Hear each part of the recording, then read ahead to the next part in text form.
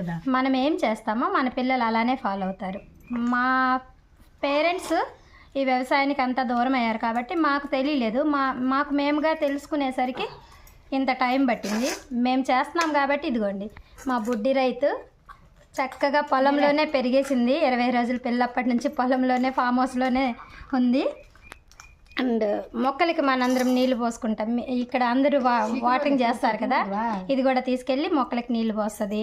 ఆవు రాత్రంతా కలవరిస్తూనే ఉంటుంది. ఇంటికి ఒకసారి వెళ్తే కనుక ఆవులు కనిపించే వరకు ఆవు ఆవు ఆవు అక్కడ దగ్గరికి వెళ్తే ఏం దిగదు. దానికి నీళ్లు పెట్టమని అన్ని సైగలు చేసి చెప్తా ఉంటుంది. ప్రకృతితో ఒకసారి స్నేహం చేస్తే ఎంత బాగుంటుందో, ఆ పిల్లలు ఎంత అట్రాక్ట్ అయిపోతారో. మనము ప్రకృతికి పిల్లల్ని దగ్గరగా చేస్తేనే వాళ్ళు ప్రకృతితో పాటు పెరుగుతారు.